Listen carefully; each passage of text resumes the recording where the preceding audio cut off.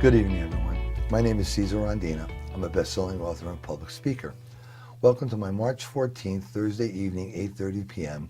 video blog post for this month. As you all know, I do a blog post every single week and one video blog post a month. The rest are all written. So I'd like to welcome you to tonight's topic, which is going to be, what do we research? But before we talk about that topic, I want to take a moment and thank some people. My book, A Woman's Fear, is doing very well.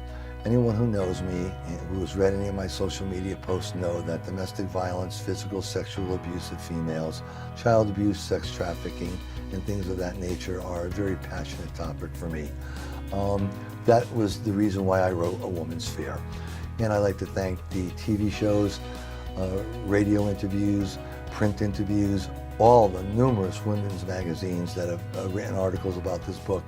It's truly appreciated, and I thank you for supporting these topics.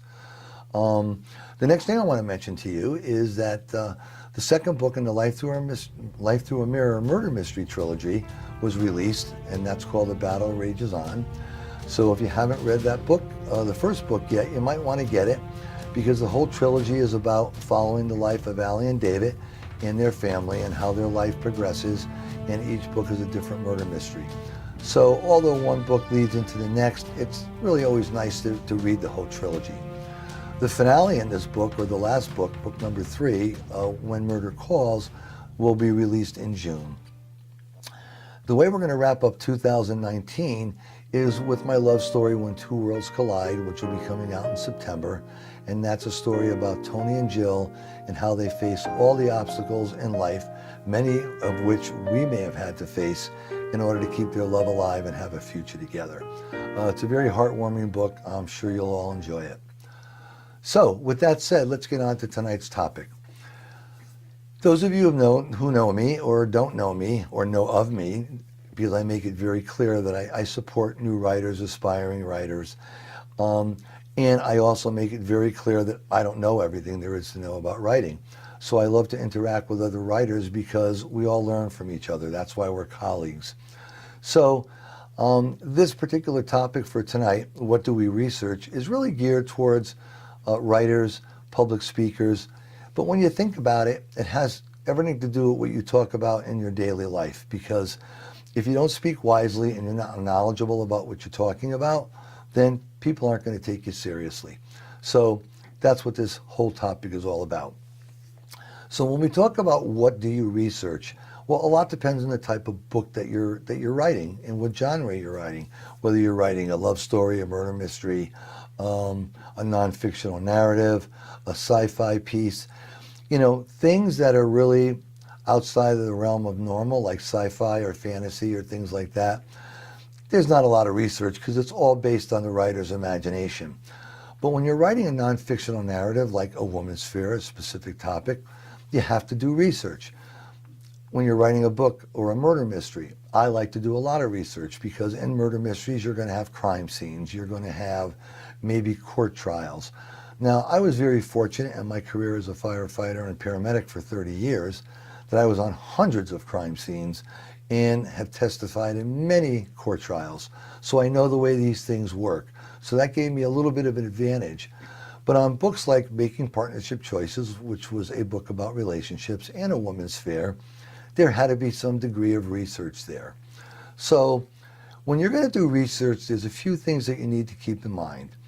If you're going to research a subject or a topic, never just take the first article you read as being gospel. You need to verify this information across at least 3 different credible sources. Now, the numbers from one source to another might be a little different, and that's okay. But if they're in the same ballpark, you know that the numbers are accurate. So you always want to get 3 sources when you do research. Now, with that, you're going to, make your quotes and put in the data that you have found. And I usually put in at the time of this writing as a precursor, because the book may not be coming out for 6 or 7 months down the line, and by that time those numbers will have changed. So that's always a good practice, and obviously you always want to cite the source of your research. Now, along the lines of research, let's talk about other types of books that are not necessarily non-fictional narratives about specific topics. When we talk about a love story, we talk about a murder mystery. It's how are you going to write? You know, if you're going to do a book about crime and you're going to be putting scenes in there where there's criminal elements talking back and forth, lawyers talking back and forth, I like to write the way people talk. That's the bottom line. And I do realize I get reviews on some of my books where they say there's some grammatical errors, and I know they're grammatical errors. I'm not writing a medical journal here. I'm writing a book that everyday people are going to read, and it's going to entertain them. So for me, my particular writing style is such that I like to write the way people talk. Just the way I'm speaking to you here in this video blog post, I may be taking a pause.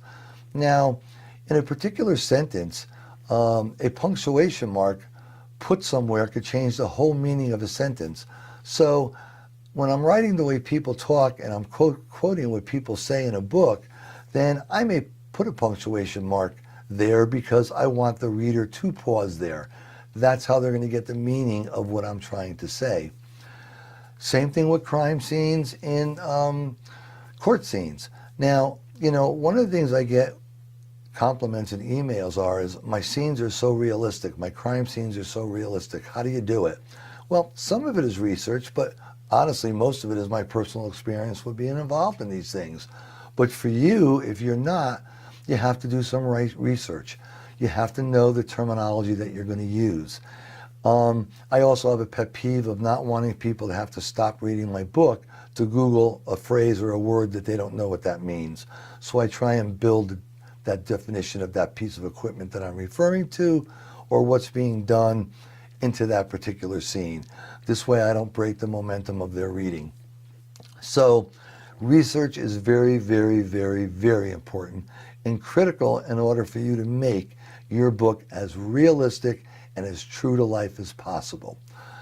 Now, there's many sources of research. I love to use government websites on certain things because you know that information is accurate since it's coming from a government website. You have to be a little careful when you're going to research through newspaper articles because depending on the writer or the journalist, some may be biased one way or another, and that's a whole topic to itself, and we all know what happened in recent events in fake news and so on and so forth, which I'm not even going to begin to touch on. So I like to use really good, credible sources. So in wrapping this up, research is a key. Research is key to any book, and the type of research you need to do will depend on the topic of your book, the genre, and so on and so forth. Now, on the bottom of the screen, you'll see my website address and my email address. Please feel free. If you have any questions, shoot me an email. Go to my website, browse. I have a tip page there where other authors put their tips in and their comments because, as I said earlier when I started, we need to learn from one another because none of us know it all. I know I certainly do not. So that's a great resource page for you. And if you have any questions, you could post them on that page and someone will answer you. If you have a question for me, email me.